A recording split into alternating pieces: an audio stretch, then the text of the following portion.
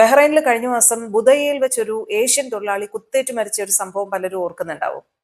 Northern ഗവർണറേറ്റിലെ ബുദയയിൽ വെച്ചാണ് ഏഷ്യക്കാരനായിട്ടുള്ള ഒരു തൊഴിലാളിയെ കുത്തി കൊലപ്പെടുത്തിയ സംഭവം ഉണ്ടായത്.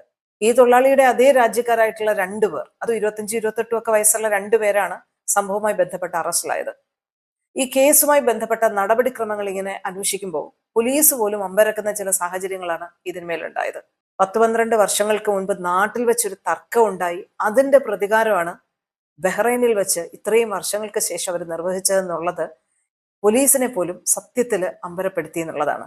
ബുദയയിലെ ഒരു ഇടവഴിയിൽ ഒന്നിലധികം തവണ കുത്തേറ്റ നിലയിൽ ഒരു മൃതദേഹം കണ്ടെത്തിയതോടുകൂടിയാണ് പോലീസ് ഇതുമായി ബന്ധപ്പെട്ട അന്വേഷണം ആരംഭിക്കുന്നത്. സെക്യൂരിറ്റി ക്യാമറ ദൃശ്യങ്ങളും സാക്ഷിമൊഴികളും ഒക്കെ കേന്ദ്രീകരിച്ചാണ് അന്വേഷണം നടത്തിയത്. അങ്ങനെയാണ് പ്രതികളിലേക്ക് കാര്യങ്ങൾ എത്തുന്നത്. ഇവര് കിങ് ഫഹദ് കോസ്വേ വഴി രാജ്യം വിടാൻ ശ്രമിക്കുന്നതിനിടയിലാണ് ഇവരെ പോലീസ് പിടികൂടുന്നത്. ഇവരിൽ നിന്നും കൊലപാതകത്തിന് ഉപയോഗിച്ച ആയുധങ്ങളൊക്കെ കണ്ടെത്തിയിരുന്നു.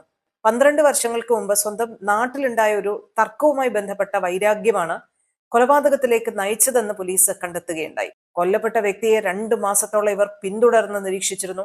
കൊലപാതകം നടന്ന ദിവസം ഇയാളുടെ വീടിന് സമീപം ഒളിച്ചിരുന്ന പ്രതികൾ ഇയാൾ എത്തിയപ്പോൾ പാഞ്ഞെടുത്ത് ആക്രമണം നടത്തുകയായിരുന്നു. ഇതില് ഈ ഫോറൻസിക് പരിശോധനയിൽ പ്രതികളുടെ വസ്ത്രങ്ങളിലും പിടിച്ചെടുത്ത ആയുധങ്ങളിലും കൊല്ലപ്പെട്ട വ്യക്തിയുടെ രക്തവും DNA ഒക്കെ കണ്ടെത്തിയിരുന്നു. എല്ലാ തെളിവുകളും കൃത്യമായി ശേഖരിച്ചാണ് പ്രോസിക്യൂഷൻ പ്രതികളെ റിമാൻഡ് ചെയ്യാനും വിചാരണ നടപടികളിലേക്ക് നീങ്ങാനും ഉത്തരവിട്ടിരിക്കുന്നത്. അപ്പൊ ഈ പ്രതികളെ ഇപ്പോ ക്രിമിനൽ കോടതിയിലേക്ക് റെഫർ ചെയ്തിരിക്കുകയാണ്. വിചാരണ ഫെബ്രുവരി 9 ഹൈക്രിമിനൽ കോടതിയിൽ ആരംഭിക്കും എന്നാണ് നോർത്തേൺ ഗവർണറേറ്റ് പ്രോസിക്യൂട്ടർ അറിയിക്കുന്നത്.